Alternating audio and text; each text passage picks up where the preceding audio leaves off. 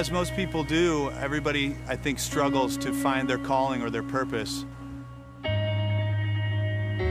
Felt like I had some gifts, an ability to contribute to people, to inspire, to move people, but I spent most of my time working, moving mountains and driving heavy equipment and so forth. I think people have just forgotten. They've forgotten the reason of their work, the why. Everybody wants to make a difference in the world, but they either lose track of that in the day-to-day lives of paying the bills and all of that, and at one point begin to surrender to just surviving. And I think our job is to wake people up that they are fulfilling a purpose in their work every day. I have exceptionally high expectations for you. Part of what's being asked from you is to see things from a different perspective.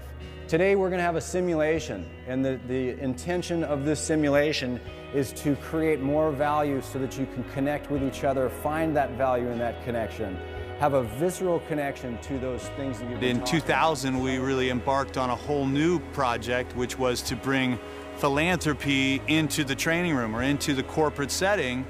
About a year and a half ago, we partnered with an organization that has developed a prosthetic hand that we are using as part of our corporate trainings. And in the building of that, they're recognizing their patterns. They're seeing that they've lost sight, that this prosthetic hand, what would it be like if I could meet the person who is in need out there in this world right now, and if I do a good job, it could change their life. Every month, 2,000 landmines maim or kill innocent victims across the world. Well, today in Coronado, dozens of people were on a mission to give a helping hand to those victims, literally. They started out with a box of unmarked parts. Building the bulk hand. Oh my. And then created this, a prosthetic hand from 30 pieces of plastic and metal.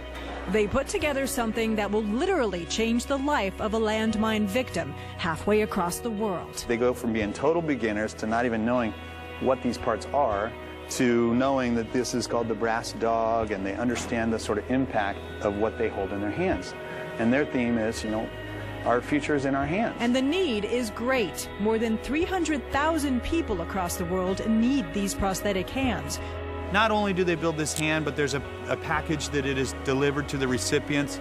Right now we're in 25 different countries around the world, obviously third world kind of countries. In countries where people can barely eat, barely have shoes, barely have a roof over their head, if they've lost a limb or been born without one for some reason, the gift of just being able to clasp something, to grab something and be able to use their other limb to do that is amazing.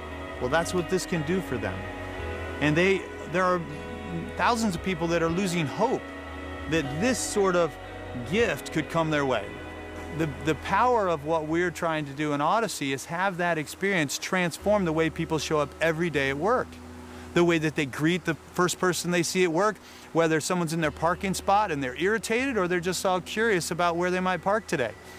And I know that it seems subtle and simple, but it's in the little forks in the road that if we could just catch ourselves and choose, could shift the entire way that people think and the corporate culture. There are so many workshops out there that people pay huge amounts of money to go through, and in the end, they walk out with their binder or they walk out with just an experience. And in this case, they walk out, but they leave something behind. And we want to leave 10,000 of these behind, and we envision every day the 10,000 lives that are out there that are in need of a hand. And what are we doing today with our hands that's going to create that reality?